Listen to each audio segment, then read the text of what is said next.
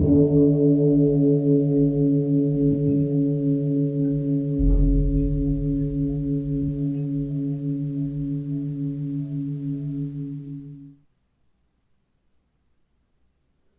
all beings be happy. May all beings be healthy. May all beings be free from harm. May all beings love life. May all beings awaken. Welcome to another Cuke Audio podcast. I'm DC, Poobah of Cuke Audio and Cuke Archives, doing our best to help preserve the legacy of Shunryu Suzuki and those whose paths cross his, and anything else that comes to mind. I pray that you and yours are safe and comfortable, free from economic hardship, and able to get out and do whatever it is you want within the limitations of the universal precept of do as little harm as possible. So today we have a guest, Diane Renshaw. Now, Diane, here, I'll read to you from her, the Zen Center page for her on the San Francisco Zen Center website, sfzz.org. Diane Renshaw began Zen practice at Tassajara in 1978, received lay ordination in 1993, and has been working with Tassajara on a native plant project for 25 years. Diane lives in the San Francisco Bay Area and is an experienced botanist, birdwatcher, and ecologist. So that gives you a pretty good general background on Diane. Hey, she's got a thing on the Zen Center site called Tassajara Tales. It's also on Instagram, and it says, come to know this immersive experience we call Tassajara through storytelling. You're going to learn a lot more about her in this podcast, so let's just get into it right now. Hi there. So good to see you. Yeah. Yes, last time I saw you was on that Tassajara Tales presentation. Yeah, well, that was good. Yeah, I find what you do very interesting. I think I'm not aware of all of it. Tell me, we could just start off with, what are you up to these days? Well, I seem to have quite a few things going. I try to stay busy. My main involvement here, I live in Los Altos, so I'm definitely a Californian now. And I've worked for 45 years as an environmental consultant, and then I was able to stop doing that. And I continued that same kind of work with the good folks at Jasper Ridge, which is Stanford's research preserve, just outside the campus area, about 1,300 acres, surrounded by the very fancy residential developments of Woodside and Portola Valley. Oh, and it's this little, yeah. It's this enclave of land that Stanford has owned since the 1890s.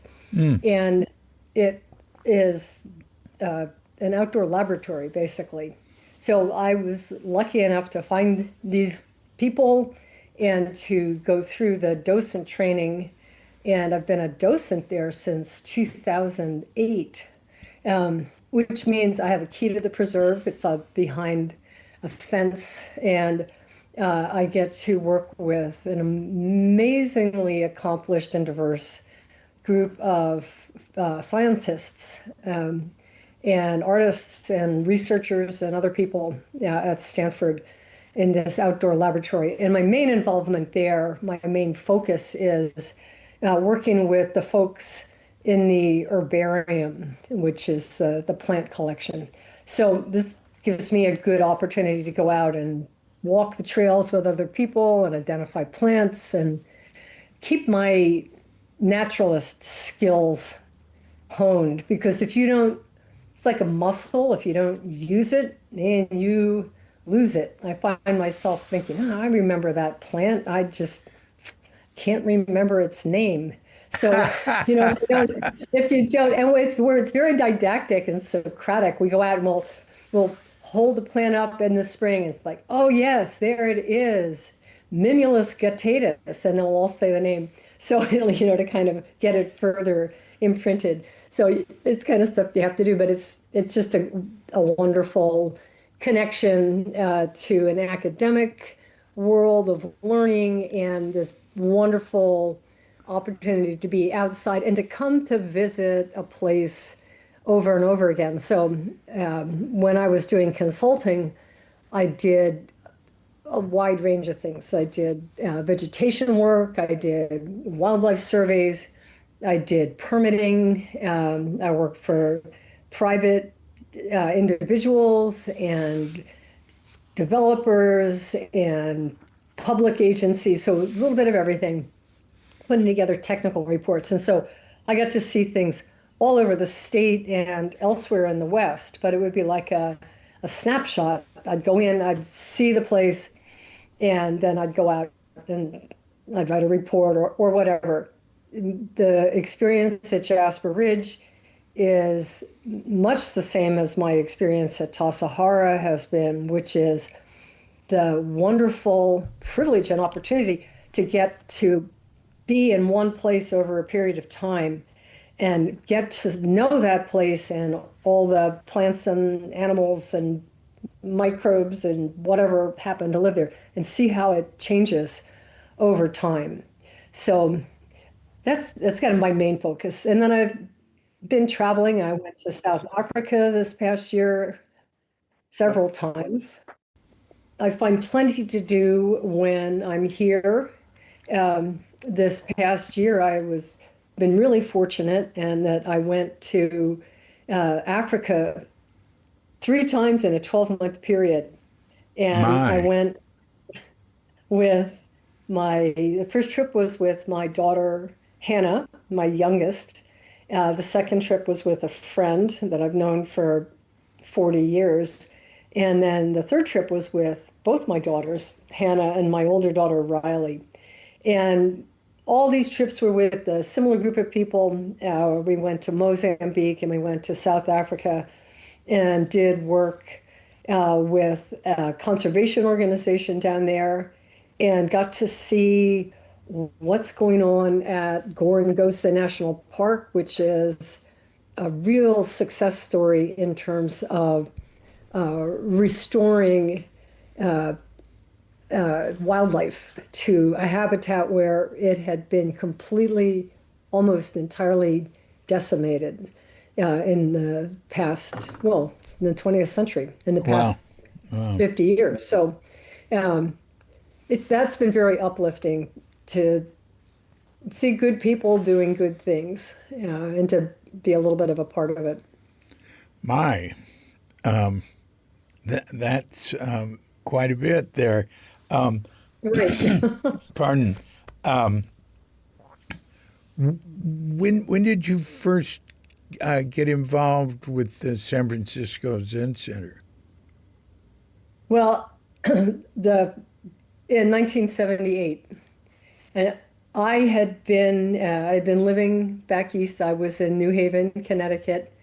I had a copy of the bread book, the Dharma Gateway, for so many people. That and Zen Mind, Beginner's Mind, right?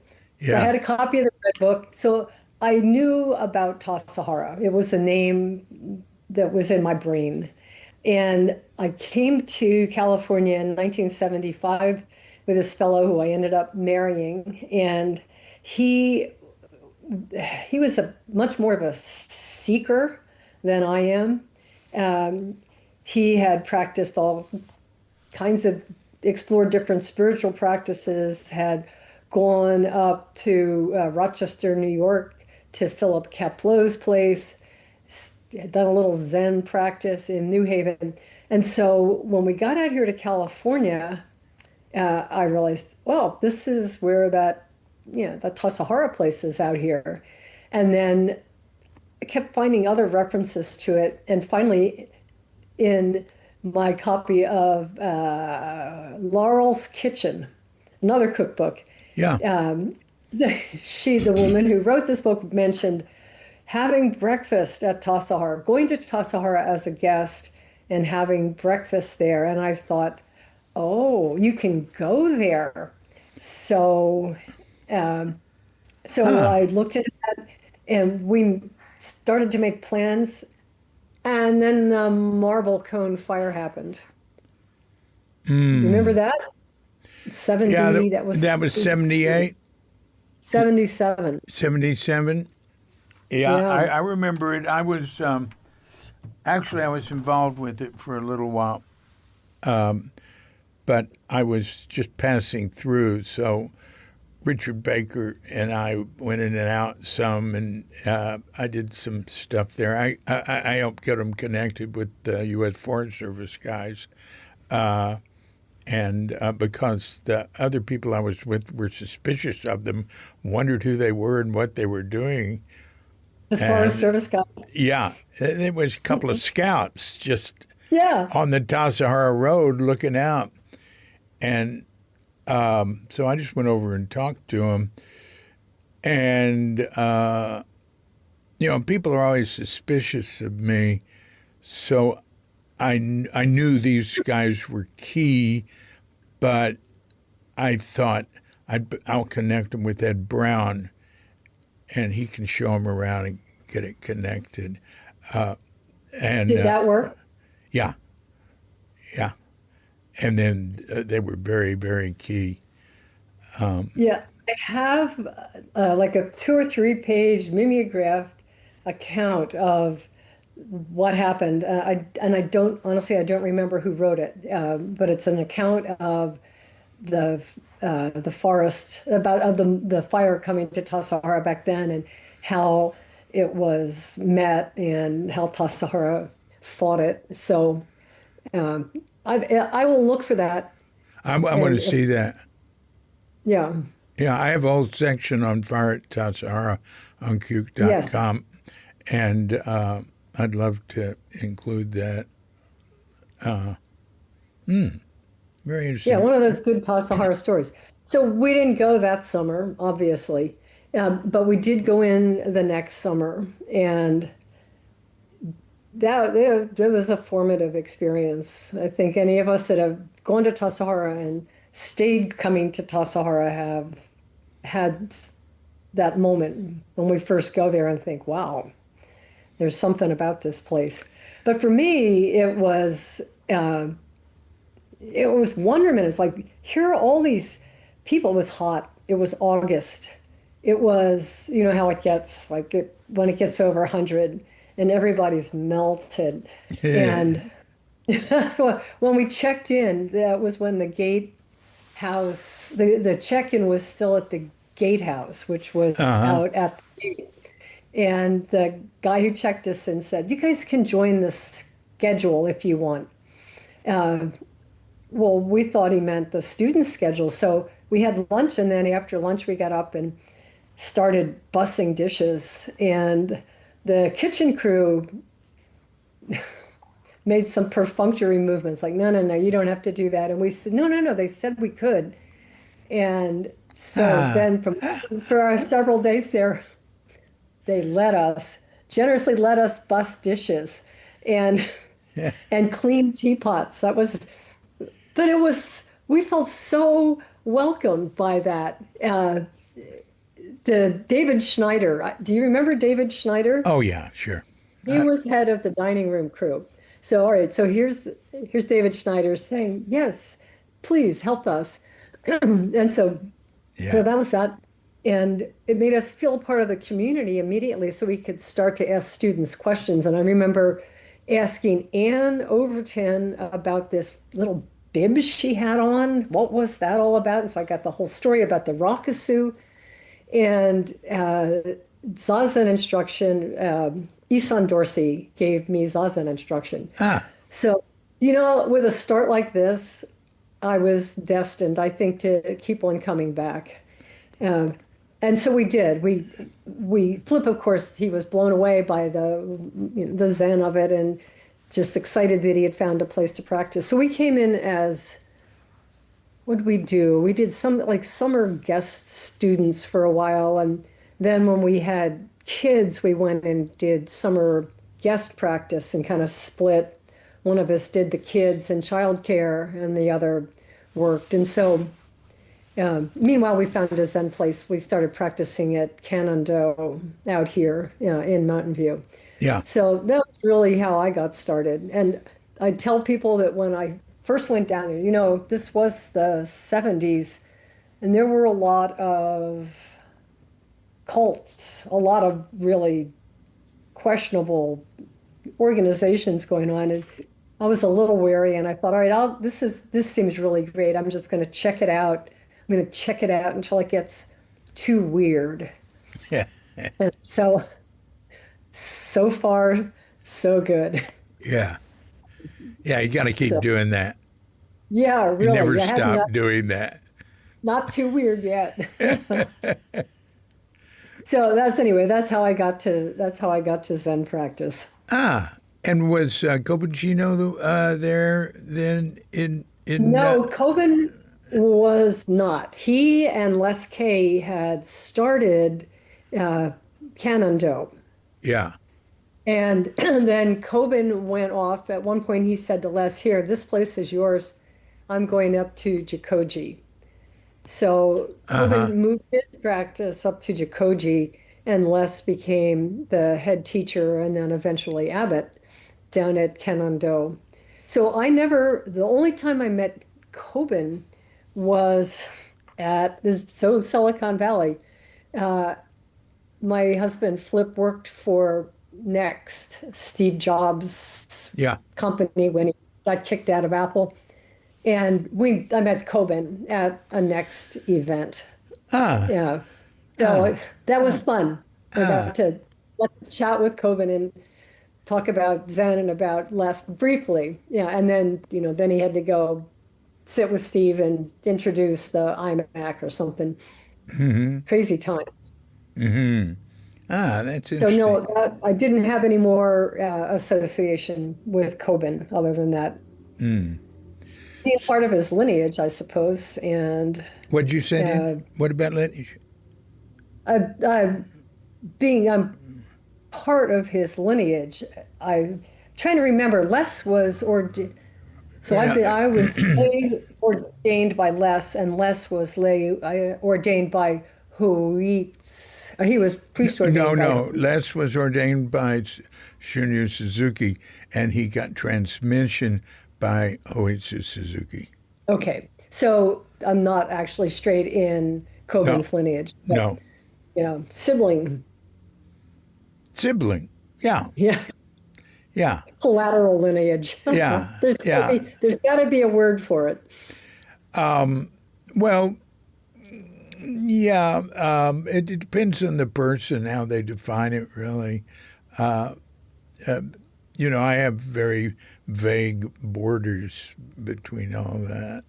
You know what I mean? Yeah. I mean, Kanagiri was one of our teachers. Koben was one of our teachers. And strictly speaking, we're just in the Shunryu Suzuki lineage. But I don't know. That's just, you can make it as important as you want. Just a piece of paper. Yeah. So how about your relationship? What was your main dharmic relationship, teacher relationship with Les?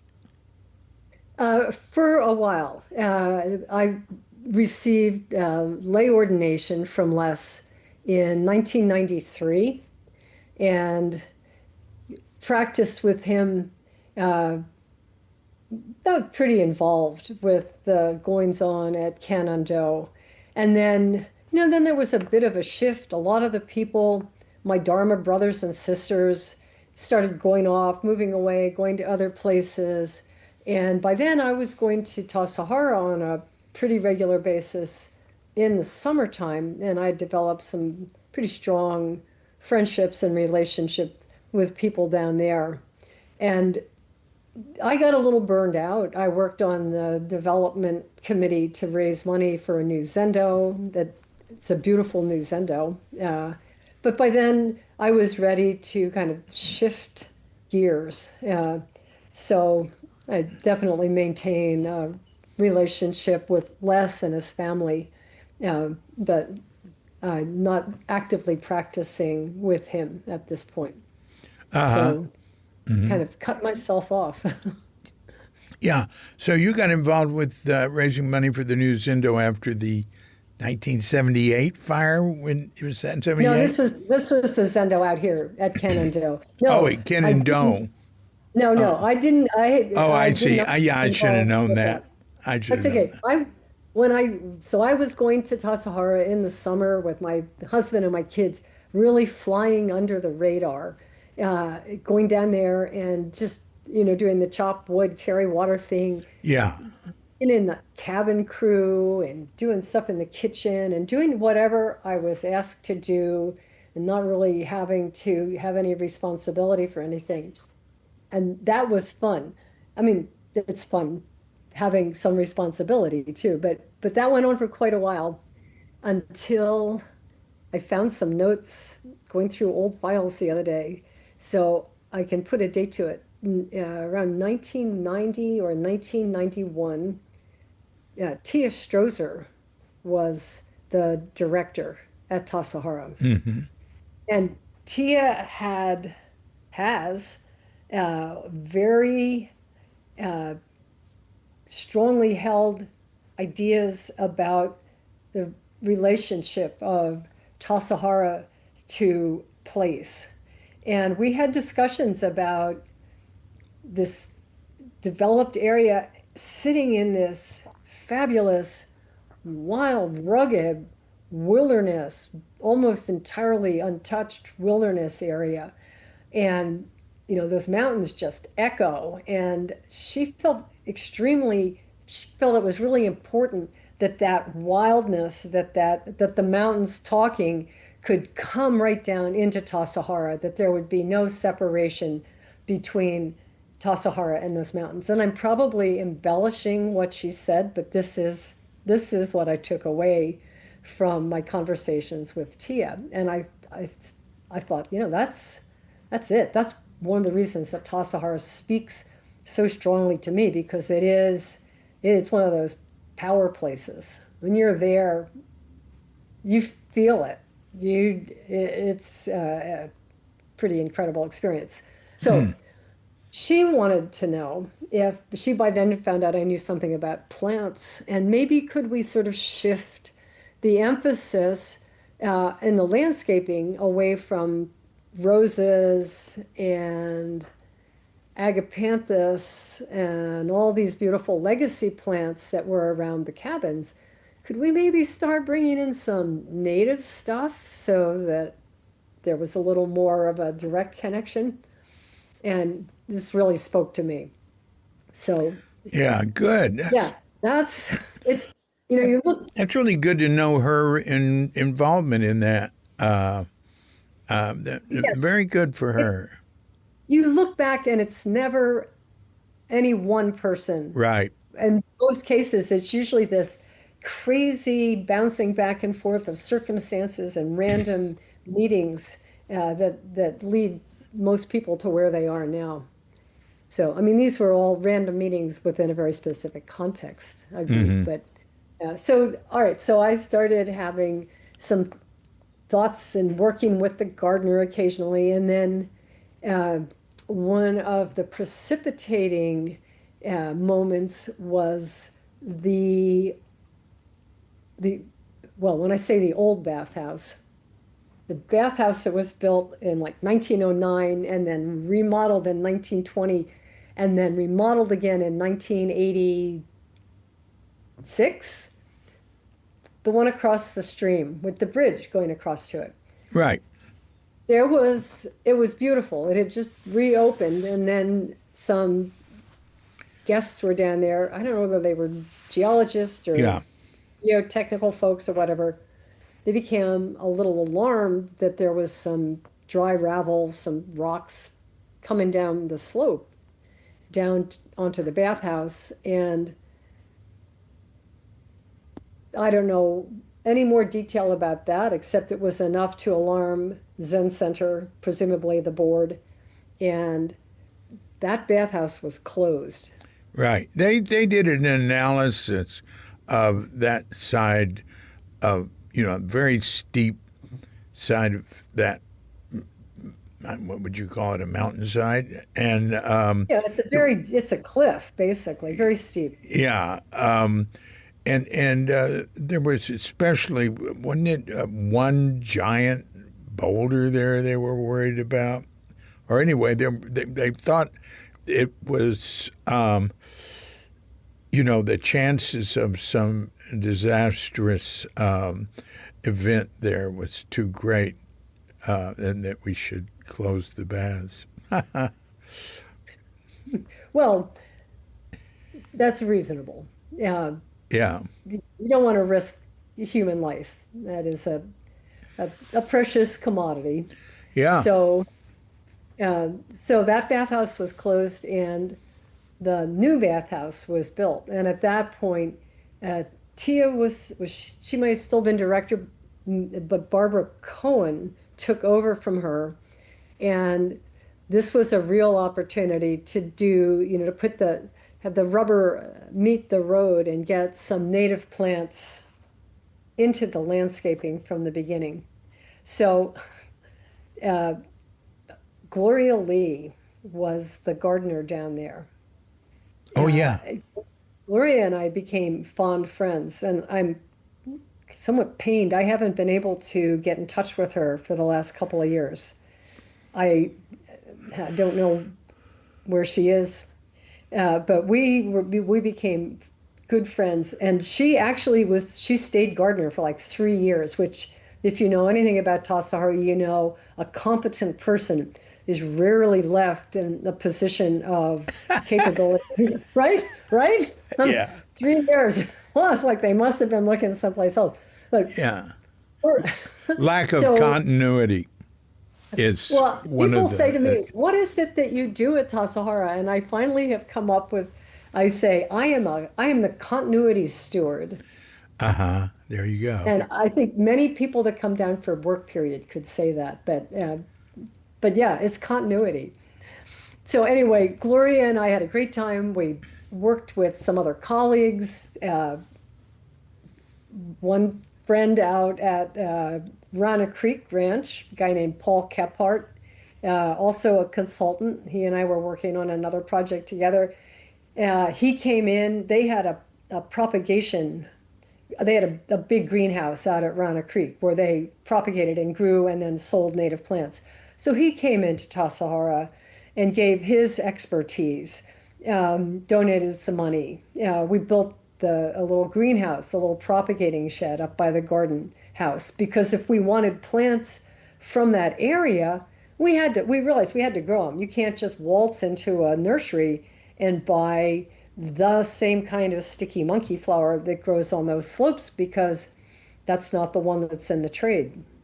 And same thing with many of the other plants. So we started doing this, and of course, then you launch into a project like that, and that's a huge learning curve. So this is what's been wonderful for me. It's been huge payback. It's always some kind of rewarding discovery. Everything I suggest or get into down there benefits me tremendously. So gives me energy to keep going. Anyway, I worked with Gloria for a number of years down there, and we got the bathhouse started and a few plants in there, some from greenhouses, some from things that we had grown.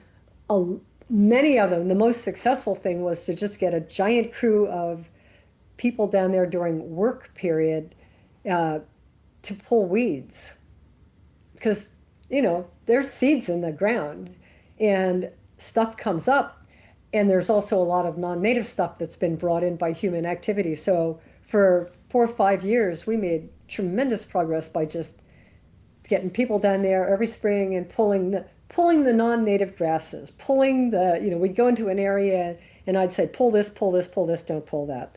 And it worked amazingly well, because then we didn't have to irrigate anything or fuss with it because it was already established.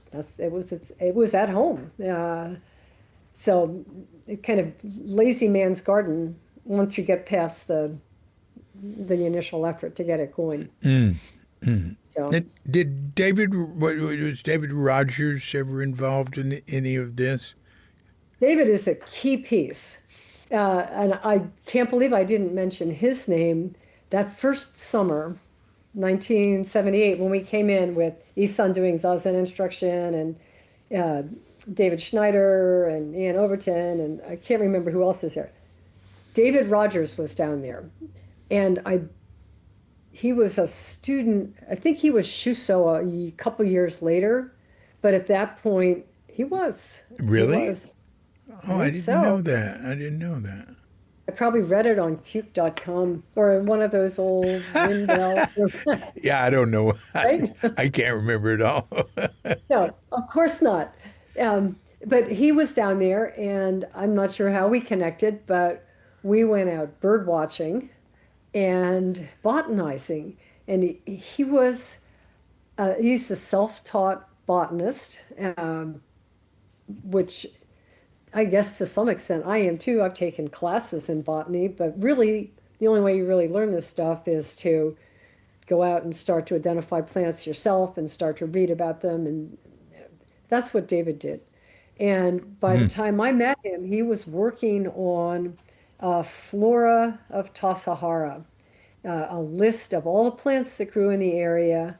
And he sent me, after a few years, we kept up our relationship. We stayed in touch, did things outside Tassajara. I got a copy of his Tassajara flora.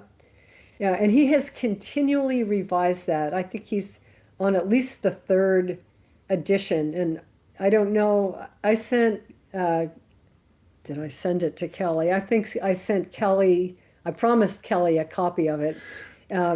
She's talking about my son, Kelly Chadwick. Yes, your son. Yeah.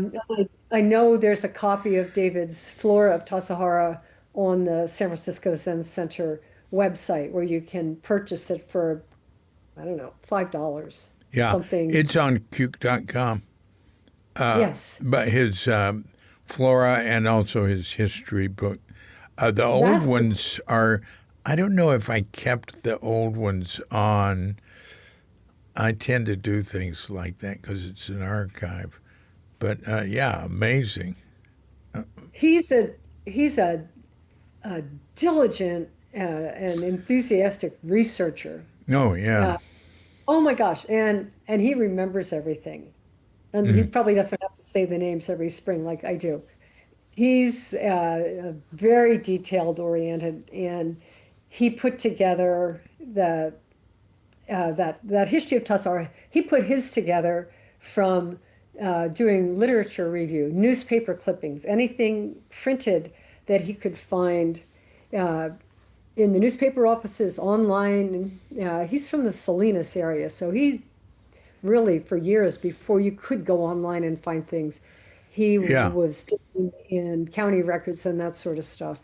So his history is based on the printed stuff, in contrast with Marilyn McDonald's, Right. who interviewed old timers and got photographs. So we've got these two amazing histories of Tassajara from two different perspectives. That those are treasures. Yeah, it needs to be informed more by David's work, and she realized that when she met him and saw what he'd done, and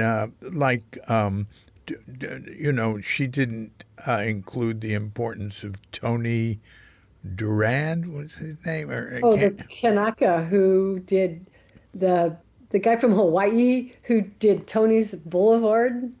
Yeah, Tony's Boulevard is it's sort of Tassajara Road. Yes. And at least the down part, right? Yes, the hard part. Yeah, and he built the Tony Trail, which a ranger told me is the steepest trail in the Los Padres National Forest. And he was an early manager of Tassajara. And Marilyn wanted to redo her scrapbook based on stuff she was learning from David's work and didn't get around to it. And that should be done. But anyway, we'll see. It probably Well, will be. yeah, I mean, you can read both the books and do it up here. They're Yeah, but they're both his is like a reference book, right. you know. So no, not everybody is capable of that. Hers is are a little more user friendly.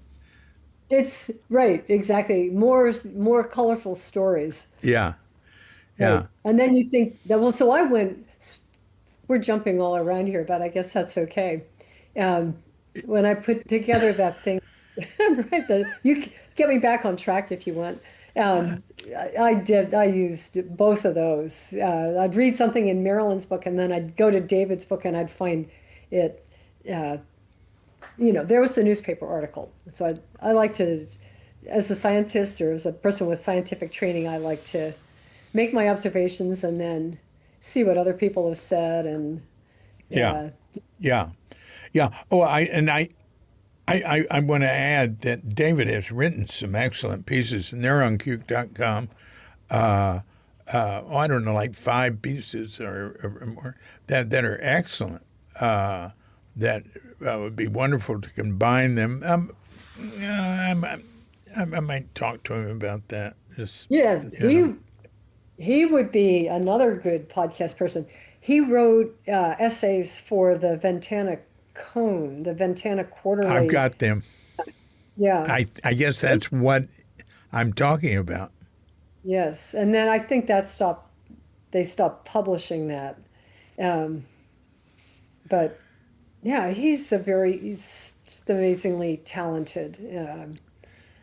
Yeah, he also had a telescope at Tassajara. Did he? Yeah, I know. Michael Katz was there at that time. Do you remember him?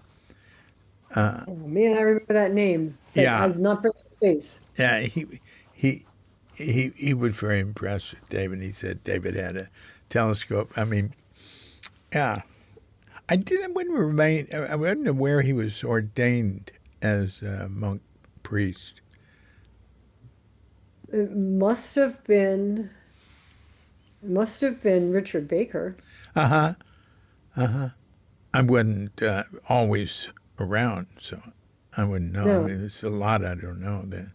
Well, I think he had a house, an apartment on Lily Street up behind City Right. Center. I think he's still there. Yeah, I think so. Oh, okay. So, you talked about being on track. Where were you when I derailed you? Oh, let's see. All right. Well, we can go back whether I was there or not. So, uh, starting to work with Tassajara on what I tend to call, for better a better phrase, the native plant project, um, which that's been a tremendous amount of fun because it means I get to explore Tassajara and Tassajara Road and become familiar. My daughters joke about we would drive into Tassajara and Gloria would have come out, or whatever gardener I was working with at the time, they'd leave flagging on a plant, and we'd go in for like fall work period, and I'd stop at the plant and get out and look. Yep, the seeds would be ripe, and then I'd collect the seeds, and we'd go into Tassajara, and so it was like this signaling thing back and forth where we were harvesting and uh, taking cuttings and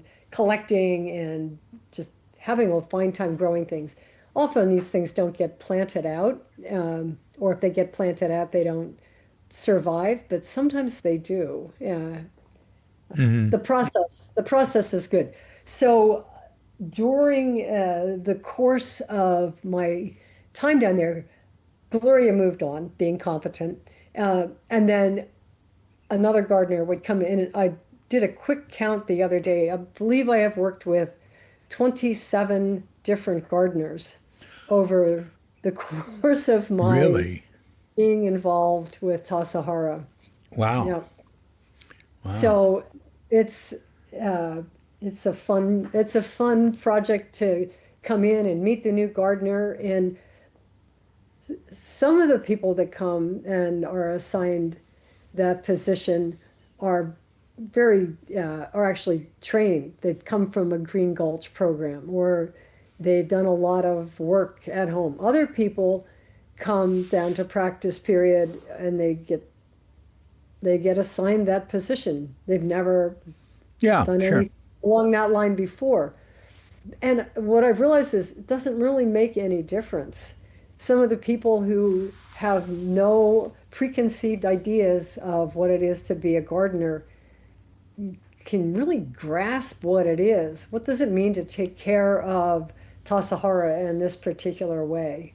Yeah. Um, Yeah. so I mean, and the other people who have the training also have a very good understanding. But for me, it's amazing how this has expanded my definition of what does it mean to care for a place or to be a gardener. Yeah. Yeah. Yeah. I've seen that. I've seen people come in, not have any experience in gardening, and then just we have the greatest gardens growing all this food, and they're just really enthusiastic. Yeah, and this is another thing that's key to understanding Tassajara. It's a place that exists at a place, but it also exists through time because the gardens down there are the work of many hands, this accumulated effort of everybody who's worked on them. And this is true not just of the gardens, but of the kitchen, all the buildings, the zendo. But in the gardens, you can really see it. All the different people's efforts that have gone into making Tassajara that place that sits in the wilderness. Um, so Mm. just I think that comes from my uh, fortune in being able to watch Tassajara all these many decades. Uh, what I'm saying might be true elsewhere too, but at least I can see it down there. Now you've been. I think of you as covering more ground than just plants. I think of the geology, like you were talking about the mountains. It reminded me of the Mountains and Rivers Sutra, what you were Mhm. saying. And Carl Bielefeld gave a talk on that because he translated it from Dogen's. He calls it Mountains and Waters, Right. and Gary Snyder called it Mountains and Rivers. And anyway, haven't you been involved in studying or something about just the mountains and the geology there? Yeah, I have a pretty broad background. I'm an ecologist. Um, I'm a terrestrial ecologist, so my experience in the aquatic world is purely recreational. I like to swim, I like to snorkel. That's not my field of expertise. But uh, since, my gosh, I can never remember not being interested in this and not always being looking at something outside. So from, 3 years, 5 years old, have memories of looking at birds, looking at plants. And so I've always done this. And I've been fortunate enough to have had mentors along the way, my grandmother and other neighbors who have taken my hands and shown me things.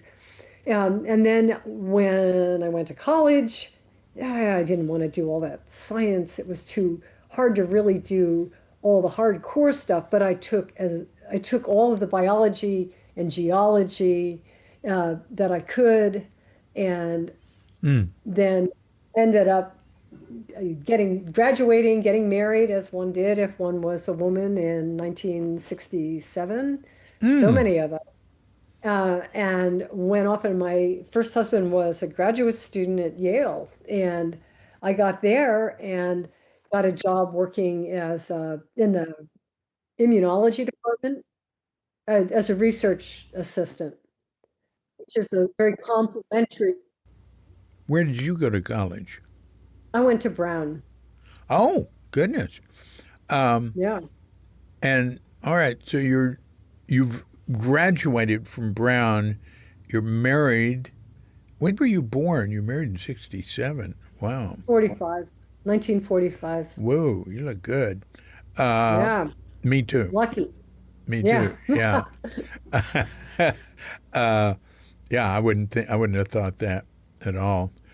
that's my Uh, secret. Don't tell anybody. yeah, no, no, it'll be our secret. Um, so, uh, researcher at Yale. So, researching what? Well, I had all these jobs. When you come in as the wife of a graduate student, at least back then, they would find jobs for you. So again, good luck. I worked in an immunology lab at the medical school, and then the job that I really enjoyed was over at the Natural History Museum, Peabody Museum. I worked as an invertebrate paleontologist. So I had enough background in both those subjects that they were enjoyable and fun for me. And I knew some folks who taught at the Yale School of Forestry, and they said, Diane, stop screwing around. Come on, do some graduate work. So I applied to the School of Forestry and Environmental Studies. It was by then. It started off as forestry. It was the first forestry school in the country.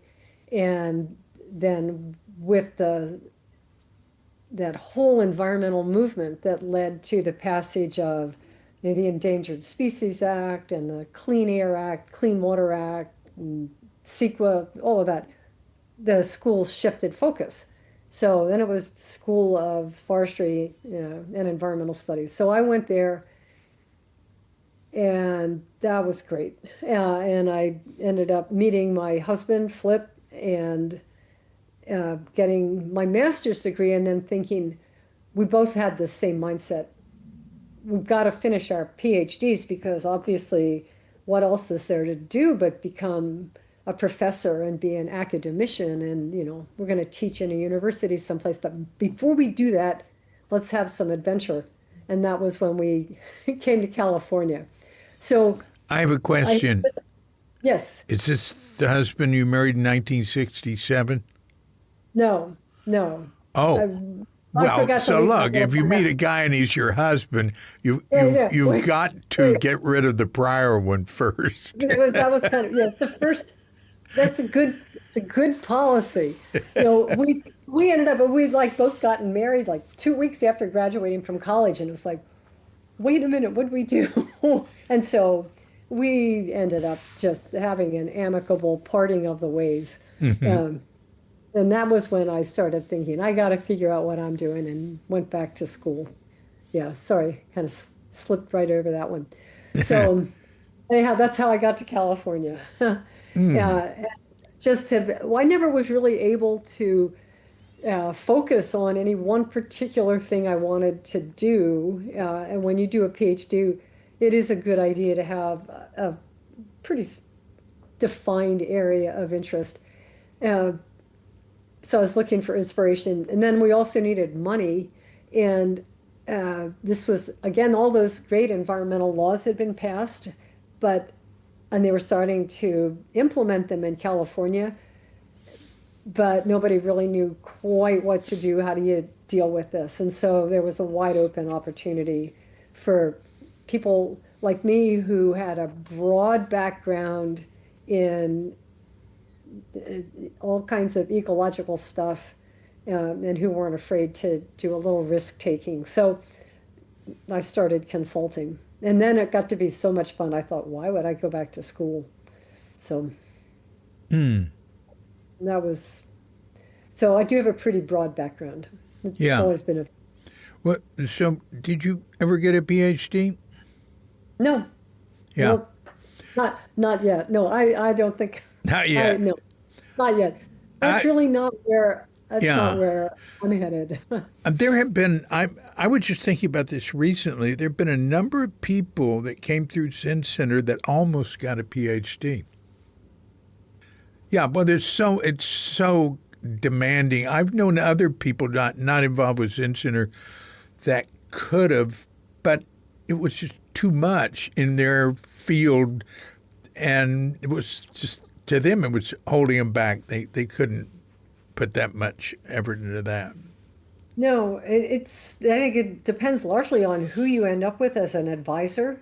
Yeah, Some advisors can be wonderful to work with. Others don't have a clue as to what you're doing. All they want to do is put up hoops. They want you to do grunt work for them. I mean, I see a lot of people suffering. My oldest daughter did get her PhD. Uh, I think in large part because I never got mine, and I always kind of thought, ah, yeah, I should have gotten it. But she got hers, and now she's working in a completely different field. So go figure. yeah. I've seen a lot of that too. Yeah. Well, Well, that's taking us pretty far afield from Tassajara. yeah. Look, just whatever. It's all interesting to me. Well, go back to Tassajara. So another thing that I've done down there that's been exceedingly rewarding for me, and I hope for other people too, is I've done led or co-led a retreat, or as we call them back in the first years, a workshop, um, a springtime workshop on birds and wildflowers. And this the idea of having some kind of a workshop or class that started with the Becks back when That's they right. owned Tassajara. They brought in lots of talented people, and it was a great idea. And then when Zen Center bought Tassajara, it was a shift of focus, but I'm not quite sure. Charlotte Selver and her husband That's right. I were was just thinking that. Yeah. they were the first ones. Yeah. Yeah, and they donated funds to put up that temporary yurt out past the bathhouse for their retreat group. That was a fixture out there for until it burned in the Basin Complex fire. Um, but so that was the first workshop retreat. And then honestly, David, I can't remember the first year I did this, whether it was 93 or 95. Um, I, you may have a record of it. If you have the No. old, Anything the, I have I focus on like into the 70s. Anything I have after that is random. right. So it would have been in one of the Tassajara bulletins that used to come out. You get the little thing, the little booklet in the mail. In What do you the mean, the wind bell? Not the wind bell, it would be the summer program. So if you were a Oh, guest, if you oh, I wanted to go as see. a guest, you'd wait for this thing to arrive, and then you'd put your request in the mail and send it off. Oh, Um, yeah. so that would have been a record of the first year. But anyway, I did it with Gloria Lee, and so the practice has always been for me as a practitioner to be paired up with someone who was a Zen person, and I've done this retreat in one form or another. Well, all the way up to COVID when we had to take a break. And it was worked with Gloria Lee and with Judith Randall and with Greg Fain. And it's to spend, 4 or 5 days with people like that, doing something fun with other people that come in, taking walks and bird watching and uh, uh, it builds a distinct community and a feeling of closeness. And the people that come for retreats, I've learned, or for workshops, they want to come to Tassajara for the experience, for the spiritual connection. But it's kind of overwhelming. And so if they have an opportunity to participate in a retreat or a workshop where they're going to connect with like-minded people, whether it's a yoga workshop or how to incorporate spirituality into your work practice. I mean, been some great drawing. Uh, there have been some really great workshops and retreats at Tassajara over the years, and I think it's set a lot of people on the path of more serious practice. Not everybody, but some people. Oh yeah, sure, sure. But that's been another great way to be at Tassajara, and I've gotten to know a lot of the other uh, retreat leaders that way, in a way I wouldn't have before. Yeah, it's pretty much all workshops or something like that Right. outside of the practice periods and I guess the interims, the sort of work periods between the practice periods. Not much happening in the winter interim, is there? What happens then? I've been in, oh, I don't know, maybe 4 or 5 times for interim. It's pretty quiet. I was in there one year. There were about half a dozen people there. Yeah. And we were playing Uno in the dining room and, grilled cheese sandwiches in the kitchen. So very quiet. I had some work projects I was doing, U- planting some things. Uno? But just, the card Uno? game. I mean, Oh, okay. all the board games come out in the dining room. It's like, wait, I'm at camp? Uh, Just Tassajara. that's So funny. complete. It's like Tassajara puts on like jammies and a leisure suit for interim. And I've also been down there when it's a few more people down there and it's more formal and New Year's uh, New Year's Eve.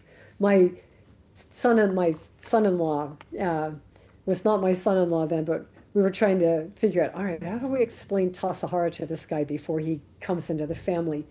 Because you can't really explain it to him. So we came down for interim, and I think it was a good experience for him. Uh, Which we did New interim? Year's The winter interim? winter interim. Yeah, we Yeah. did New Year's Eve bonfire, all of the attendance slips and bits and pieces of paper chants and chant cards from the Zendo get burned. And then sitting in the Zendo to bring in the new year, uh, we signed up and took turns ringing the densho. Yeah. So, 108 my son-in-law times. got to go out there and boom, ring the Yeah. densho. And 100, then procession. 108 times for the Yes, Dinsho. yeah. Right. So if you did it, don't remember what it was, 10, you'd rotate 10 uh, soundings and then pass it on to the next person. And then going up to the Suzuki Roshi Memorial in the morning with sake or some offering. Yeah. So that was a good introduction. Yeah. Yeah. Wow. But you mentioned work period, and that's another one of those incredible communities of people, almost a separate but not separate group of people. Talk about continuity. Some of those people have been going down to Tassajara and helping longer than I have. Not Ted many. Howell. Ted Ted Howell, Howell. right. Ted Howell. Yes, for sure.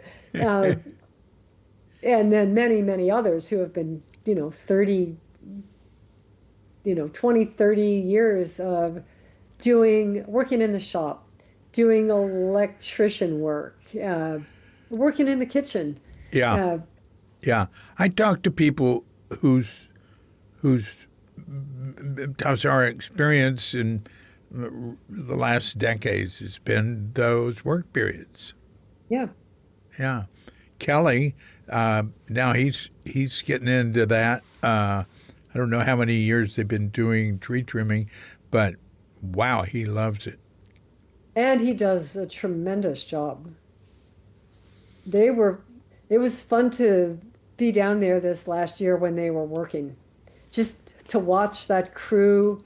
They did some they did some big projects. Yeah. They took down the better part of an oak in between, as like 15, 16, um, and that happened over several days, and it was hazardous. That's what Uh, he said. Yeah. He yeah, said it was. but they did it, and other a lot of work throughout Tassajara. So my sense is a good pruner, if they're doing pruning for shape and for health, you can't really tell that they've done anything when they're done. The tree looks just right. Um, so his crew did, and they fit in so well. Another person who's done a lot of work is a woman named Leslie Buck, who does aesthetic pruning.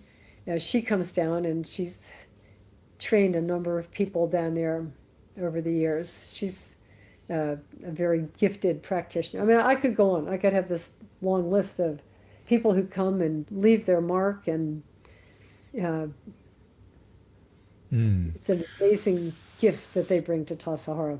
I'm going to ask you about your workshops. Well, what are they called? Well, pre-pandemic, they were Birds and Wildflowers of Tassajara. And post-pandemic? Then we had COVID, and there were no workshops. And uh, maybe it was Anna Malo at City Center got in touch with me and said, can you do your Birds and Wildflowers thing online?" And I thought, no, I can't. Not really. Not in an interesting way. That would be something. I don't feel like I have anything to say about it online, but I can tell some stories. And that's when I put together those Tassajara Tales, Yeah. those three stories. Yeah. Just about the Esalen and about the old time history of Tassajara. That was a Yeah. lot of, and then a little bit on fire. Yeah, fire has been a major interest of mine. I've always worked that into the the workshops that I've done. And then this last year, we tried something completely different, and I did a three-way. I was scheduled to do a retreat with Leslie James, Yeah. who bringing the senior Zen viewpoint. Tommy Little Bear Nason, Yeah. whose family has lived in the area for the last several thousand years. Yeah. He's the tribal chairman of the Esalen tribe. And then me, and I was thinking, this is great. I don't have to do anything. I can just let Leslie and Little Bear talk, and I can just, be a sponge and soak it all up. But they both ended up not being able to come in and do the retreat for different personal reasons. And Little Bear sent his colleague, a fellow named Tahikpas, Rudy Proctor, in. And the two of us led the retreat. And the theme was just being at Tassajara. And so we had no real agenda, no real format. And he did a lot of ritual, and we told stories and did some bird watching and botanizing. So it was a different slant. But Did now the people who go for that are they participating in the Zazen schedule? it depends. Some people do, some people don't.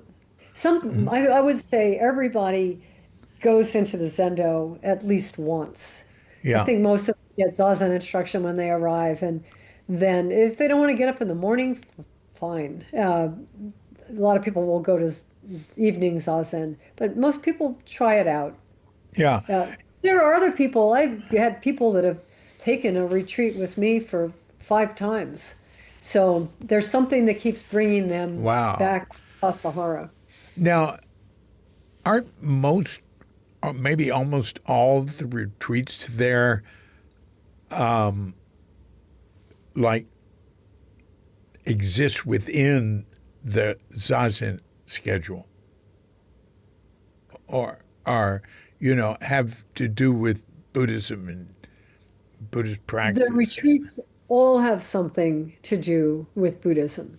That's why the retreats are led by a practitioner, a yoga practitioner, or an artist, coupled with a Zen. Now it needs to be, Zen Center wants it to be somebody who is a transmitted teacher. Uh-huh. So there's that presence, and so with the retreats I've done, I do like to encourage people to go to Zazen. We do mindfulness walking. I ring a mindfulness bell. Um, we usually have a Dharma reading and a Dharma discussion. And it's just the conversations that come up when we're out walking or looking at birds or whatever we happen to be doing. A lot of questions about Zen. So it's woven in. It's Yeah. Sounds good. Sounds good. Yeah. Um, I've I've tended to think there's too much Zen at Tassajara, but I'm not positive. I mean, I think it's still the same schedule that I remembered for numbers of years. So I have a work period. I can speak about work period. I can speak about the summer. I confess, unlike, same thing, I never got my PhD. I haven't done a practice period down there. So I can't speak. First it was going to be, I was going to wait till I was 50 because then I could have a wood burning stove in my cabin because somehow that seemed important. And then it was, let's wait until the kids go off to college. And by then we were into our careers. And then I feel like over time, it's like, I don't feel like I think I would like to do a practice period, but I try to get my practice when I'm down there. I try to take, take back as much as I can, right? my last practice period there was in '75 when I was Shuso. And since then, after that, I would just come down for 10 days in the summer or whatever, stuff like that. And that's all I wanted. I didn't want that practice period schedule anymore. Now, maybe it's not just zazen, it's like zazen and study and ceremonies. I don't know. Mako is staying here with us now with Joel, and she says hello to you. I'll talk to her about But that. Mako is there. Yeah, she's Oh my gosh. Mako isn't. She's about 30 feet away from me right now Hi, because Mako.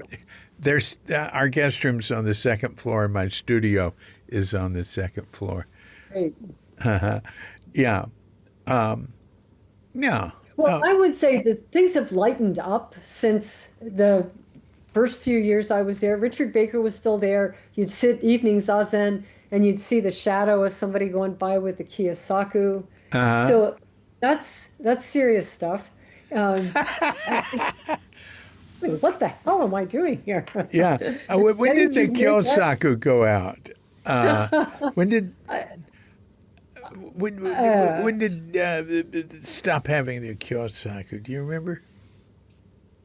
I think it disappeared in different places at different times. Yeah, the stick, I should say. The stick. I think we were still giving the stick in Kannon-do in the 90s. Really? Yeah. Really? I It's think, Manjushri's hand. yes. It's the Yeah, it's the stick. high point of sashimi for some of us. It's Uh-huh. like something's happening. But that's neither here nor there. All right. No, so I was going to say, I think things have lightened up at Tassajara, and the feeling that I have is that the Zen practice is made more welcoming and more accessible. I don't think people are terrified of going into the Zendo and making a mistake as much as they used to be. Oh, that's Right? good to hear. Yeah. Let's take our victories where we can. But I think it is more, and this might just be me, but I think it is a broader, more welcoming Huh. experience especially, well, now things have shifted a little bit because the summer program is not so heavy on the guest population. It's not a separate guest population and a separate student population now. Everybody eats meals at the same time. Yeah, There's a lot of Sangha groups that are down there. So things are yeah, shifting. yeah. Yeah. That's Good. absolutely good. I think Mako was telling me that there's no guest food. There's just food. That right away I thought, oh boy, that's good. Yeah. Yeah. Ah. Yeah, it is. I mean, it's good food. It's like, it's good food. Yeah. Not that student food wasn't good. I always liked eating student food, but yeah. Yeah. Kelly said the food this year was the best. He thought it was really great. He had some. It's in a podcast it went up a couple of weeks ago. Oh, yeah. He says that because the kitchen is like we were talking about with continuity, it can change. Somebody new comes in, and what you liked about it might be gone, or what you didn't like about it might be gone. Right. And well, and you might hit a week where they're serving food that you like too. I will say almost every year I go down there and I think, wow, the food was really good. That's me So, too. Me too. I'm not very like, critical. I always think, no, oh, this is good. Uh, yeah, it's a tremendous effort to put the food together. Yeah. yeah, And put it in front of people. Now the kitchen, so I mean, there's so many other things. The kitchen at Tassajara is a whole subject uh, for many things, but it would have a whole subject for a podcast, instructions for the Tenzo, instructions for your children, how to clean lettuce and make a salad. I mean, my kids can make a great salad, and they'll tell you they were in the kitchen one time when Ed Brown was down there. yeah, And I feel like, I don't know, 7, 6, 10, they were young. And for some reason, and they were down there, Jessamine and Jamie Meyerhoff were down there. I don't remember who else, because those girls would just pal around. It would be like summer camp for them. And Ed, this is how I remember the story. He wanted to give them some training in using knives, which is sensible because you don't want a kid to right, accidentally. Yeah, right, right. And so, among other things, he impressed upon them that the knife was like the samurai sword of the chef, and you took good care of it. And after you finished using it, you washed it, you dried it, and you put it away. yes. I So, try to implement that here in our my house. youngest daughter is living with me. Yeah, If I leave a knife on the counter, I hear I'm reminded of Ed Brown's teaching. So I don't know if Ed has any idea what he did when he talked to those girls in the kitchen, those many years ago. But his teaching is echoing still. Of well, course, it's a it's teaching of God. really there's many kitchens at Greens. If you used a knife, Green's restaurant, if you used a knife, you cleaned it and you put it up. It wasn't thought of as something zen. It was thought as basic safety. Right. You know, and if you cooked in a hot skillet or something, there was a lot of individual skillets at Greens. If you put it down, you had to put a hot pad on top of it because it was hot. So it's just being in the moment and paying attention. Yeah, yeah. Oh, that's neat. That's neat. Now, I remember both my sons worked in the kitchen very young, and I can remember, there being somebody in the kitchen when they first went in that said, "Oh, it's too young to use a knife," and, and they were used to using knives, right? So, but it wasn't the head cook that said there would be somebody working with them. Shocked little kid like that would be Right. using a sharp knife. Yes. think that's where one of my daughters learned to drive the Benji truck when she was like 14 or 15. So Ah, the Tassajara for kids is um, uh, an, a liberating place. At least it yeah, was. yeah. There was a time when, like Janet Sturgeon, incidentally, who was a forester, became a forester. Uh, I think it's her who said the guys never let her drive the truck. Oh, Yeah, when and it, early on, like 1968 or something, when we Paul Disco, who was like always in charge of the plant. He was in charge of construction, but he knew he knew gardening. He knew the whole physical world. So he wanted Gloria Coonan to drive the truck, and the thought of a woman driving the truck back then, the officer said, well, she can't drive the truck. And something like that. yeah, He yeah, said yeah. no, she I could drive the remember. truck. She grew up on a Yeah, farm, you know, yep. and there were interesting moments in the evolution of women's rights at Tassajara. Yes, no kidding. Again, that's another another chapter. Oh, come on! What do you have to say about that? Well, I was not participating at Tassajara when the big upheaval happened. I'd been coming down, as a guest, You and mean 1983 when with with Richard Richard Baker? Baker. Yeah. Yes, and it's so what I didn't have the same close relationship with a lot of the people down there that I do now.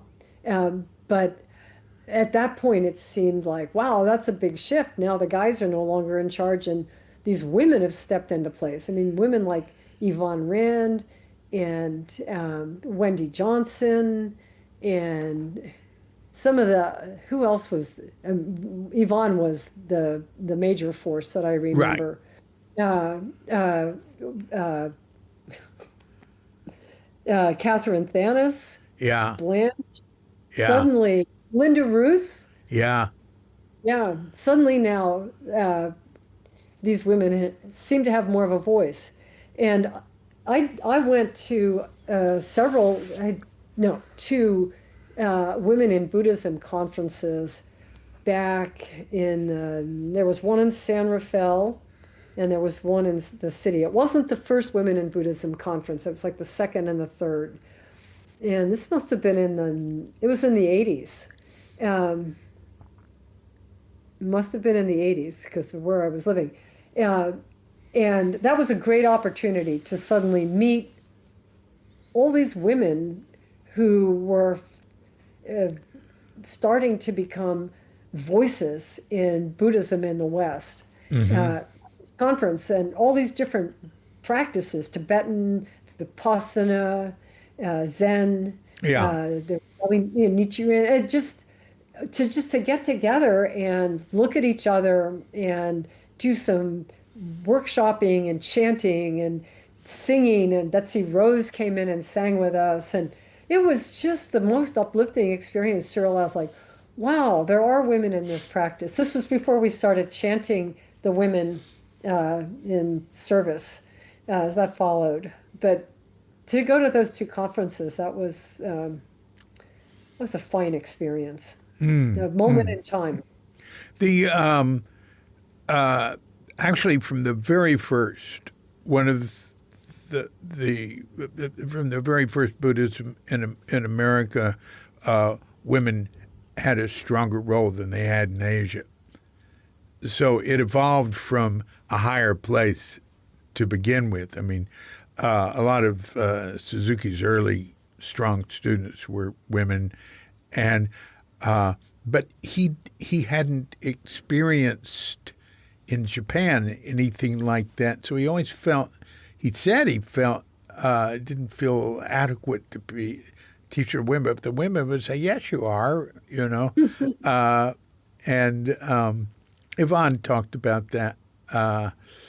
But no, it evolved. And actually, we had women at Tassajara because of Richard Baker, not because of Suzuki.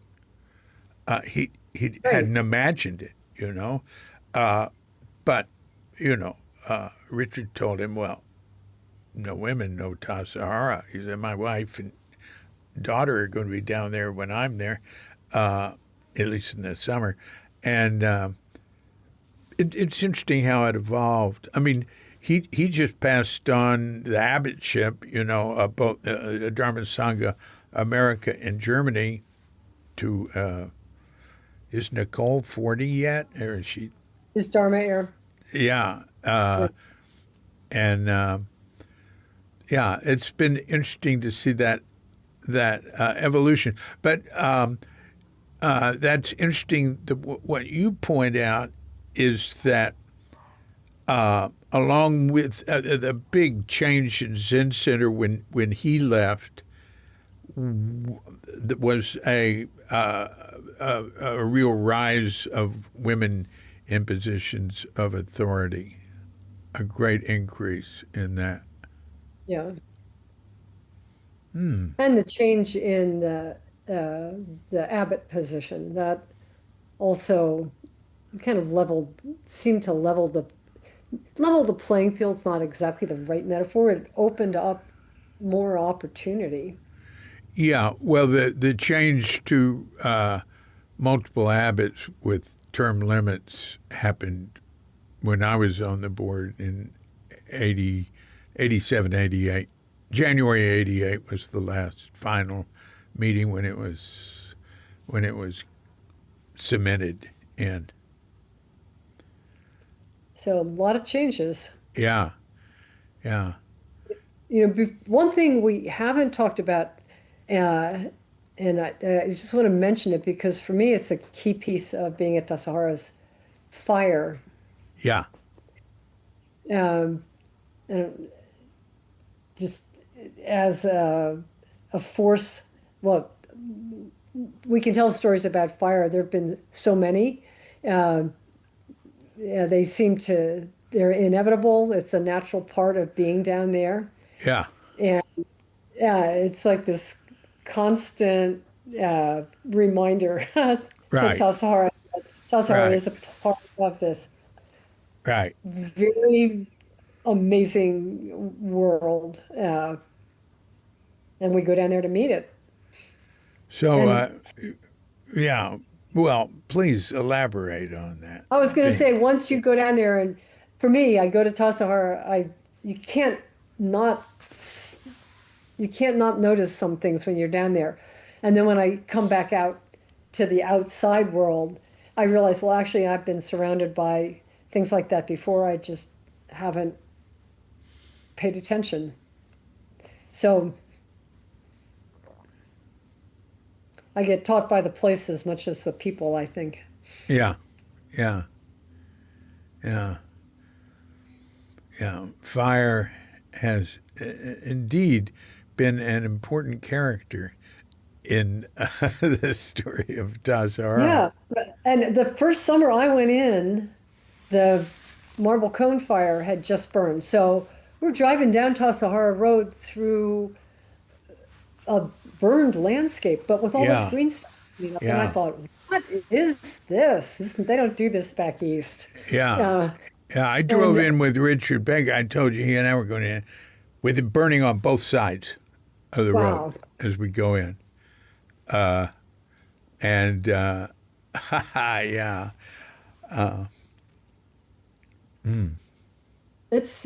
I came in 1999 with the Kirk complex fires. They were uh-huh, burning. I uh-huh. never got all the way in, but I came in and and Galen was on Tassajara Road. She was running on Tassajara Road. Uh, and we visited a little bit. And then I came into Tassajara and they evacuated us out the next day. This was fall work period.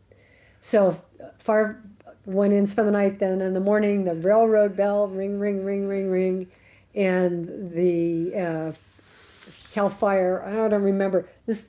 You never know who's going to take jurisdiction down there, whether it's going to be the Forest Service or Cal Fire or uh, whoever it was, came down and said, "You got to get out." And so Tassajara very orderly evacuated. And I think most people were out in about half an hour. And as we went out, the road coming in to the parking lot was lined with school buses that had correctional department inmates that they had brought in. And so, some people stayed at Tassajara, and the people they brought in to fight the fire stayed at Tassajara for a while. And that's another story. They set up camp and did fire prep and whatever. But I do remember driving out that road and stopping at Lime Point, and Blanche was there, and there was a guy sitting on the edge playing, of all things, a didgeridoo. And like, right?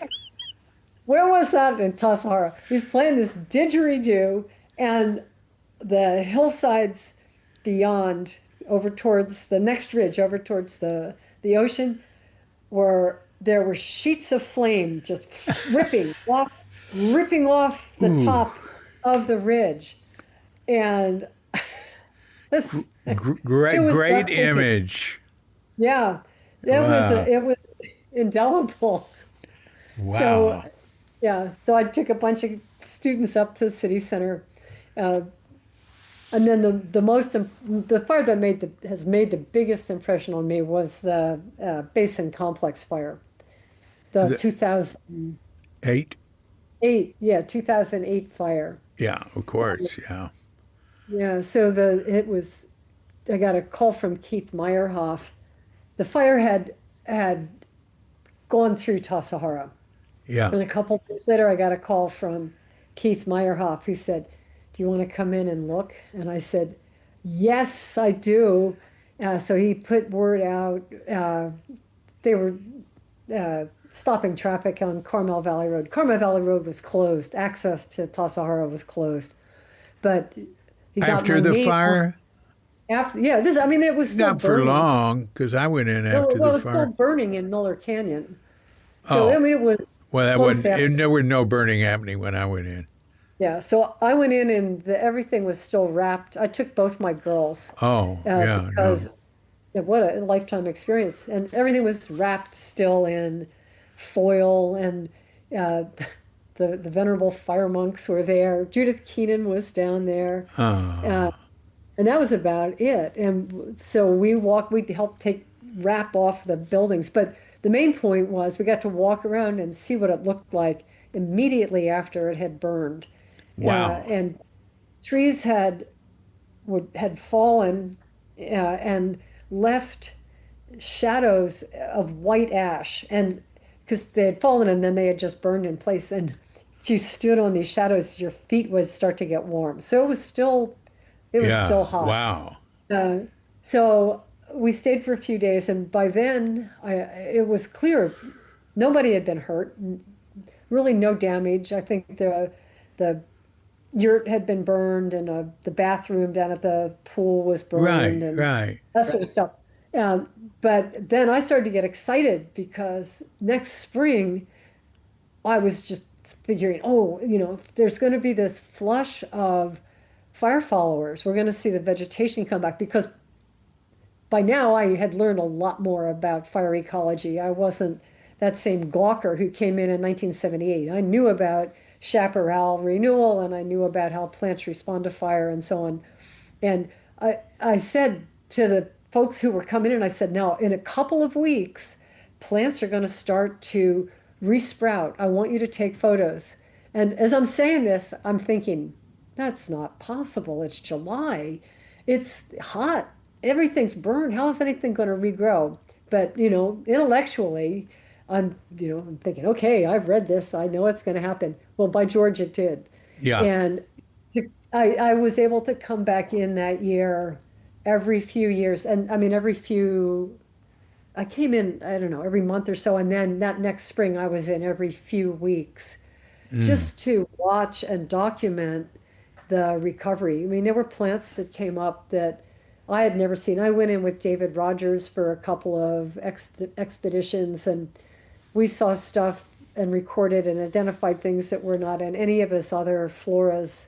I was able to go with David Silva one time, and we took a walk down the horse pasture trail, and he photographed, and I took notes, and uh, truly in a worldview shaping experience for Mm. anyone who went through it, I think. Mm. I remember Katrinka and I went in uh, very soon after the fire, and we walked up creek and down creek, and one thing I really liked was places where all the poison oak had been burned, but I knew that wouldn't last Yeah, long. you could go anywhere. Yes, Yeah, look you at could these go hillsides. anywhere. You could go anywhere. And we were walking in places that were thick with ash. Yes. I mean, I'm not sure now, but I'd say there were places we were walking where there were 6 inches or something of ash. And uh, I ran into a couple of guys from the Forest Service, and we talked for a while, and they were assessing the damage, and they said their conclusion was it was a healthy mosaic. Yeah. Uh, They and knew what they were talking about. the I was impressed with how much wasn't burned, and Hmm. they said the healthy mosaic because all the Zen Center news coming out. Zen Center was raising tons of money off this, so there was nothing but Yes. emphasizing damage and fire. So that's was sort of Well, shocking yes. to me. So here's some follow up on that. So of Mm. course, Zen Center needs to do right, and there were a variety of agencies that came in and looked at the fire, and Cal Fire wrote a report that was inaccurate and irresponsible, I think. I mean, a professional point of view. And it said things like it was predicting catastrophic flooding. It was characterizing the burn as being much more severe than it was. Uh, it was talking about slope stability problems, really over dramatizing the hazards for being at Tassajara that winter. And so the Zen Center board reasonably became a bit alarmed. It's like, a rock falling on the bathhouse. It's like, we can't have people down there for practice period if there are going to be floods and everybody's going to die. So there was talk of Mhm. closing the Tassajara, then no practice period. Uh, Mhm. so I don't know who, I think Steve Stuckey was the abbot. And I think Steve was instrumental in pulling together a team of folks with various kinds of expertise. And Ah. and I ended up down there in a room with a fellow named Rick Halsey from Southern California, who is a chaparral expert, and some geotechnical experts from a consulting firm up in the Bay Area, and other people like that to really take a look at the situation. And uh, the the geotechnical guys were key. They looked at a variety of different things. They looked at the creek. They came up to the conclusion that the fear of flooding was overblown. That if, in fact, if there were a heavy rain, and there wasn't a lot of vegetation left to hold things, probably more runoff than usual into the creek. But as Tassajara Creek and Church Creek came downstream and approached Tassajara, there's a big curve in the creek where it does a big U-turn and goes around the hogback and Right. then comes through Tassajara. So what would happen, their prediction was that creek would come down, it would hit that U-turn, it would overflow the banks, it would scour the flats on the Tony Trail side. Yes. It would lose a lot of energy, and then when it came through Tassajara, a lot of the mad, crazy flooding energy would be gone. And so the geotechnical guys looked at past records. There were photos following the marble cone fire of the water right up at the steam Yeah. bath. Yeah, those photos of the water right at the top of the steam Right. baths. That seems to be high water. They looked at evidence of flooding down behind the stone rooms. The stone rooms were built in the 1870s. So they've been there for a long time. Couldn't find much evidence of flooding up and over into them. And so they put together a series of uh, measures. They put in some weather sensing stuff and it's like, okay, if it rains X number of centimeters in X number of hours, then you're likely to have some kind of a flooding event and take precautions. They identified Kabarga Creek, the creek that comes Cabarga down, Creek. Great Kabarga Creek, um, as being actually the most problematic because it has a small, kind of a flashy watershed, and it's more subject to flash flooding and has a lot of debris that it can move down the stream channel. And so, when now that I'm hearing all this, I'm thinking when I go down there are giant sandstone boulders in that creek that have come from pretty far upstream. So yeah, it gets a lot of water energy coming down. Yeah. And but here's the icing on the cake.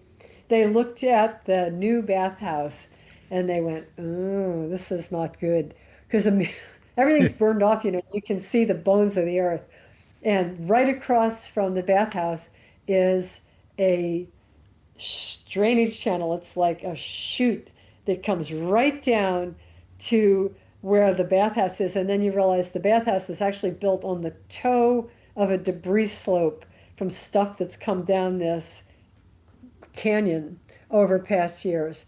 So, whereas the old bathhouse might have had some rocks fall on it, the new bathhouse is in a place where slides have historically come down. So, I mean, the lesson is You it's say just slides? slides, yeah, For, debris flows. now, are you talking coming with the creek or off the I'm talking mountain? about not the creek. No, if you can close your eyes and imagine standing in front of the new bathhouse, Yeah. looking up the slope, there's a drainage there. And On the mountain? on the mountain, yeah. In front of you. It's On the other yeah, side. in front of We're you. standing Yeah. on the road You looking wouldn't across you the creek. wouldn't it's you're standing on the road, the creek is behind you, the bathhouse behind you. You're looking at the Oh, mountain. okay. You're looking that way. You wouldn't think about this unless there was no vegetation and suddenly all you could see would be the rocks and you could see the scar. Uh-huh. So Little Bear, thank goodness he's the heavy equipment operator, uh, and Yeah. he brought in some massive rocks, and they're now placed uh, at the bottom of uh, that that canyon at the bottom Really? to it would slow down debris flow if it ever happened. So Wow. the bottom line is it's a hazard. It's a hazardous place down there in the Ventana. Um, Yeah. it is. Yeah. Yeah, those are dangerous mountains. I always tell people, I mean, a lot of people died in them. And Death Valley was called Death Valley because one person died. That's how it got its name, when a whole group went across. And, it's very hard to die there. You can see, you can walk everywhere. And if people die because they get, too far away from water. It's very Yeah. unusual. But in the mountains, I've heard figures of the number of people that died there. I don't remember them anymore. I was just saying, no, that's impossible. It couldn't have been that many. But we never had anybody die. We had a search for it. We've had many searches. Well, we had 5 searches for people the year I was director. And Guys with the sheriff's department were surprised nobody ever died because they were used to going on searches where that people would die in those mountains. Well, unfortunately, there was a death. Right, Uh, right. yeah, Caroline Meister. She was gardener, and she was was it last year, 2024. Um, Uh, she it was spring practice period, so it was in the spring. It was practice period, and she took a walk on the horse pasture trail and lost her footing and fell. There's a waterfall yeah. when you come down the cutoff. She lost her footing, and they searched for Caroline for 4 or 5 days, I think, and finally found her I couldn't at the bottom. understand that because that's the first place I thought of. That's the Yeah. only place where there Well, was a drop off yeah, she was either going to go to the caves, wind caves, or on the horse pasture trail, but there's only one place there you could fall right. that Well, would of be course, significant. And I couldn't understand how there could be hundreds of people looking for her and stuff and wasn't found right away. I just couldn't understand. it sounded like her body was down at the bottom and was not visible from above. Uh-huh. But you can So it walk there. wasn't You can walk there somebody, from the bottom. yeah. Well, Yeah, anyway, I wasn't there. I mean, that's just something that surprised me, but that's not important. The important thing was that she died. That's really sad. But she wasn't a lost hiker. no, no. Yeah. Yeah. What about snakes? We've had, I Yes, know of one woman got bitten by a rattlesnake and helicoptered out. Do you know of anything else? I don't know about snake bites. Yeah. I don't know about snake bites. I haven't heard of anybody getting bit by snakes. I know up in the shop in the garden area, there's the garbage can and the snake stick. Right. Um, Yeah. should one show up, and they do show up, Yeah. um, I used and to they just catch get, them. yeah. Just every now and then I'd catch one and put it in a can and drive it quite a ways up the road and let it out. Hope it doesn't come back. No, I'd let it off at a different watershed, or not the immediate one for us. But that wouldn't matter, No, you know. no, there are plenty of them there, David. Yes, It's yes. just moving one is not gonna change things too No, much. no, no. There was a guy that came in to the office and said he just released 500 black widow spiders at Grasshopper Flats, and people were terrified. And Sterling Bennell happened to be there at the time, and said, "Well, that wouldn't matter. That would immediately return to the normal number of black widow." Yeah. And he said there What kind of a nobody had 500 black widow spiders in a jar. Did you know Sterling? No, I didn't. Oh. You and I didn't really overlap by very much. No, no, just I'd come in, for, like I said, 10 days in the summer, not every summer at Yeah. all. Yeah, and I doubt if I'll get back there. You're in Bali now? Yeah, yeah, yeah. I haven't been back to the States since 2013. Really? That's a Yeah, while. Things have changed. yeah. What got you to Bali? Well, my mother died and took care of all that, and Katrinka's second husband died, and she was like responsible for him. He was in a convalescent home, so we were free, had a little money, and I said, money will last a lot longer if we go to Asia. Yeah. And I'd been here before, and yeah, yeah, Well, You should come. I should, yeah. Uh, Let me have your. I haven't gotten to the South Pacific to do any of that recreational snorkeling. Yeah. So, The best snorkeling isn't here. I mean, people do it, but there are places in Indonesia. Katrinka's going again, and I haven't done this, to Raja Ampat over by Papua New Guinea. It's supposed to be amazing. oh yeah. And there's some places by Sulawesi that are supposed to be amazing. But what I see, I mean, I do it a little bit. I do it like if we're with friends or something. But it's a little depressing because all the corals getting bleached and the aquatic life is greatly reduced from when I was first here over 30 years ago.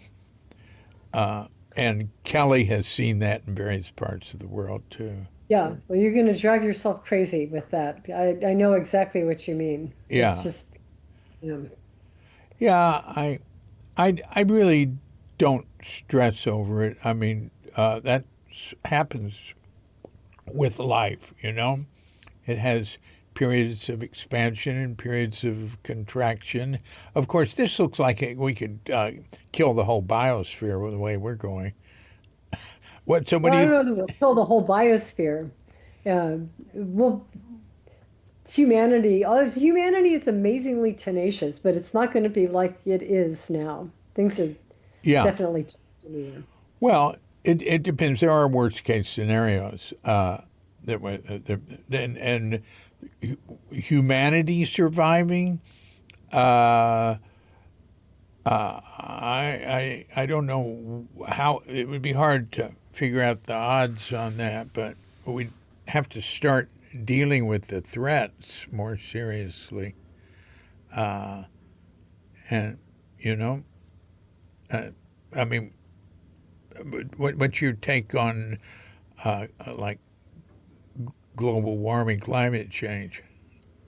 Oh, I think it's a perilous situation, and I don't think people are taking it seriously enough. Right. Uh, and whether I mean, we think about, wow, this is going to change things terribly. Well, it will change things terribly, and it could change things. It's the question is, how much is it going to change things? And what are the consequences going to be of that? Is it going to, or are we going to adapt? Humans have adapted to a lot of different changes. I mean, we've lived in ice ages and we've lived in deserts and we still do.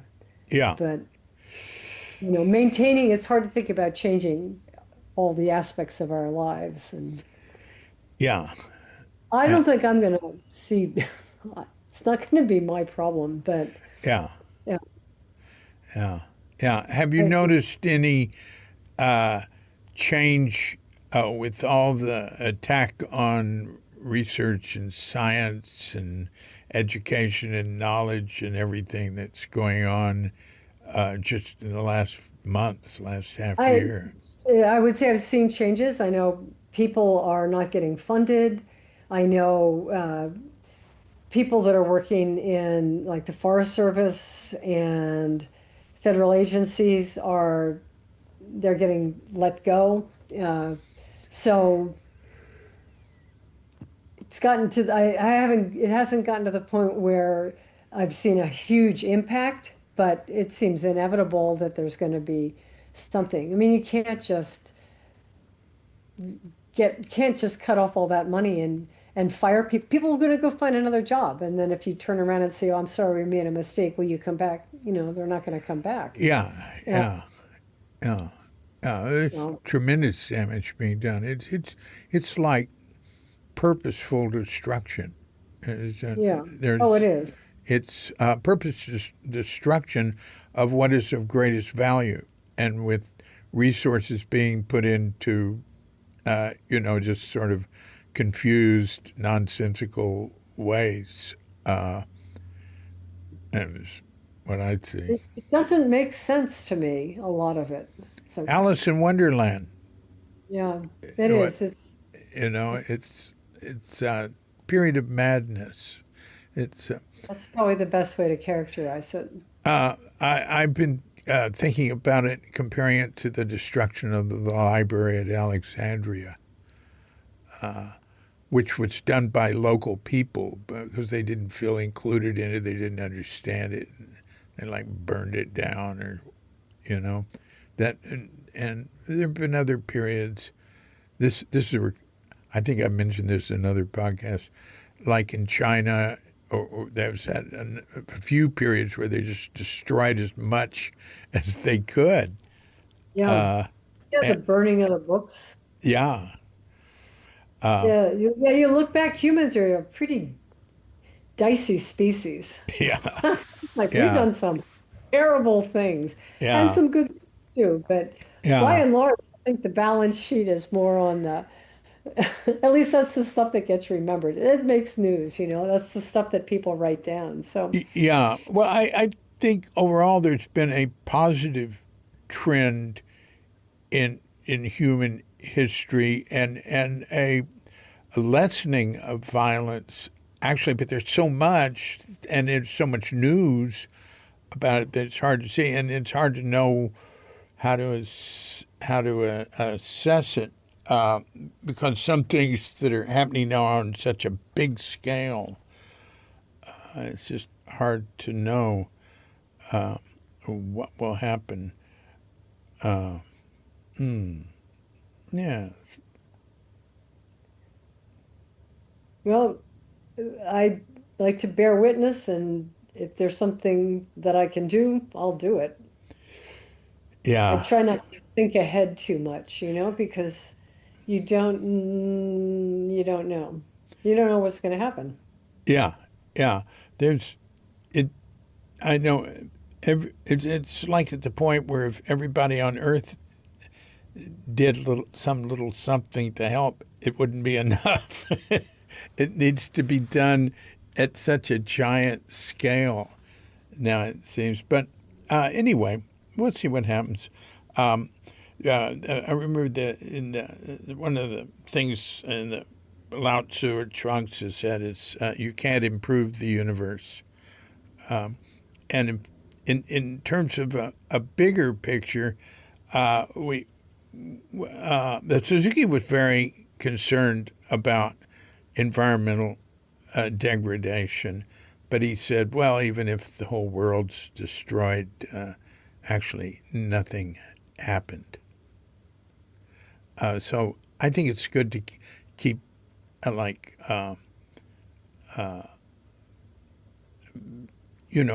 sort of the like sometimes I think one foot in emptiness, uh, because ultimately we're okay, but we might be experiencing a period of great destruction. You know, we'll see. But actually, I think that all the work you've done and everything, uh, to me, it has balanced out all the terrible things happening in the world are balanced out by your work with Tassajara Yes. Tales and um, oh the with the living things and the I don't know, you're into a big picture. I think it's really Yeah, you great. might be overstating the case a little bit, but I do like to think. So, so that monk leaving ceremony that that any of this The what? practice, Say it again. the leaving monk ceremony, when somebody's practiced and then they are leaving the community, like at the end of practice period, the Sangha will stay after Zazen, and the departing monk or monks will bow and go around the Zendo, and then the Shuso or the Tanto will say something. Oh, that's And new to me. part of the charge is for you've come, you've practiced, and now you're leaving the monastery with gift-giving hands to go back into the world. Yeah, that's And good. so I try to think about that, you know, what does that mean? what does it mean to have gift-giving hands? And so something I try to keep in my mind. So if some of what I have done has been a gift, then I'm glad to hear that. Yeah, definitely. You Definitely. know, gifts go both ways. Uh-huh. So Yeah. can't lose it. Yeah. Yeah. Yeah. Well, is there anything else you think you'd like to say? Anything come to mind? David, we've covered a lot. Yeah. I'm sure there's plenty of stuff I've left out, but Well, maybe we I could think talk we again covered in a year or something. Or in a year. Yes, sure, why not? If we're both, yeah, I think you're probably an endless source of uh, you know good information and good spirit. well, my fond hope is that I will never run out of something to learn. There's always something new to be out there and catch my attention and give me a mystery to look at. So, Yeah, yeah. Well, I learned a lot just talking to you. Uh, well, uh, I did talking to you too. So, it's been great. Well, thanks a lot, and well, thank you. Your archive at cuke.com is a huge treasure. You know, it's really one of those places you can go. Yeah, I did start to look at things when I was working on Tassajara Tales and, down the rabbit hole, reading stories, and it was just endlessly entertaining. And then I'd come back up for a breath of air. But to have that information about this key place is that's very valuable. So thank you for all the effort that you've put into it. yeah, and like you said, many people.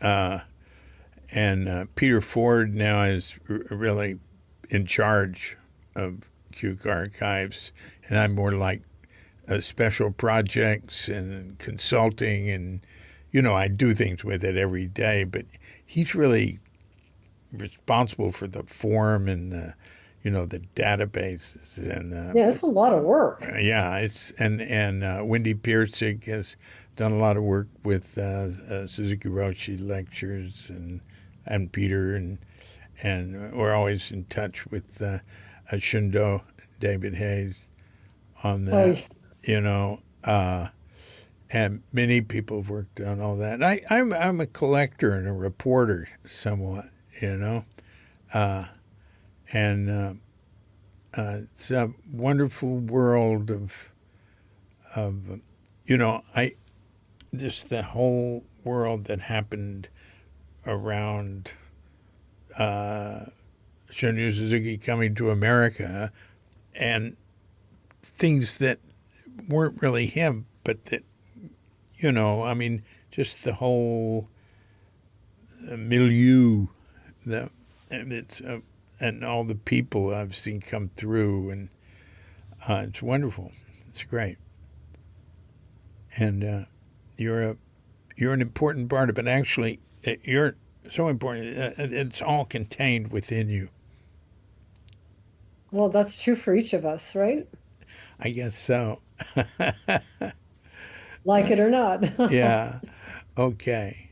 Well, Well, th- thank you, David. This th- was fun. yeah, that's been great. You take care. You take care too. All Mwah. right. Bye bye. Bye bye. So thank you very much, Diane Renshaw. Very interesting, very impressive. That's what Kelly told me, my son. He said, "You've got to do a podcast with Diane Renshaw." He said, "She is the most impressive person." And he just really admires the sort of the breadth of your knowledge and activity. So thanks a lot. And until we meet again, this is DC, Boo Bob Cuke Audio Podcast and Cuke Archives. Coming to you from sleepy Sanur with dogged Bandita, Filan Manis, and dear lovely Katrinka, who just brought me some tea. And we're wishing you and yours and all of us a grand awakening.